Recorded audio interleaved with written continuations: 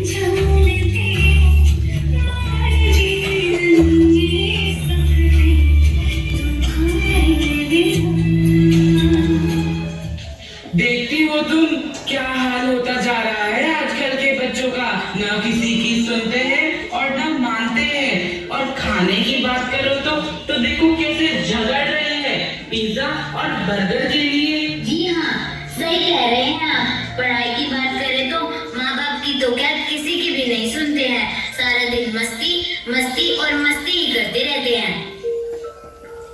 और देखो इनके फोन को, ऐसा लग रहा है मानो सभी रिश्तों की जगह इस फोन ने ले ली है। बिल्कुल सही कह रहे हैं आप। बच्चे तो कच्ची मिट्टी के समान होते हैं। अभी तो उन्हें चाहे जैसा मर्जी आकार दे दो, लेकिन अगर हमने उन्हें नहीं समझाया तो कहीं बहुत देर ना हो जाए। ये ऐसे नहीं समझेंगे। इन्हें समझाने के लिए मेरे दिमाग में युक्ति सूझी है। पीहू, माने, चलो बेटा एक बारी बगीचे में चलते हैं। चलो चलो चलो दादाजी, चलते हैं।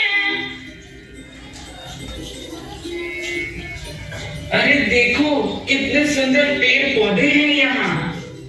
हाँ दादाजी, बहुत सुंदर बगीचा है।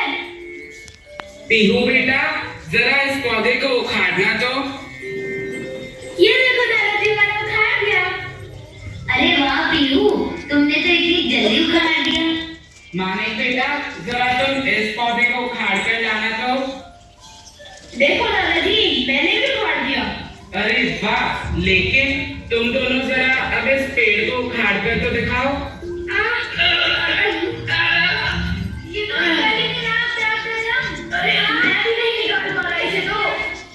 तो बच्चों, देखा तुमने कि एक छोटे पौधे को उखाड़ना कितना आसान है और एक पेड़ को उखाड़ना कितना मुश्किल।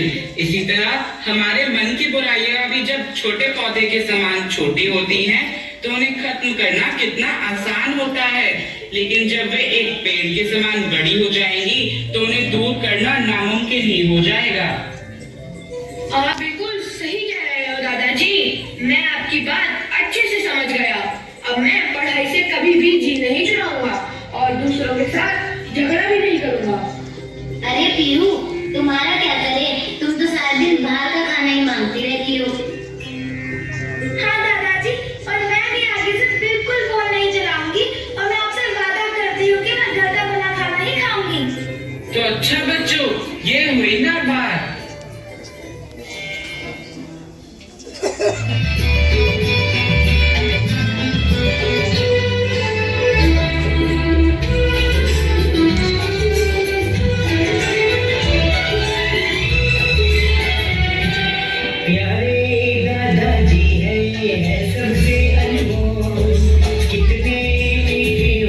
पेरेंट्स साथ साथ तालियां बजाएंगे।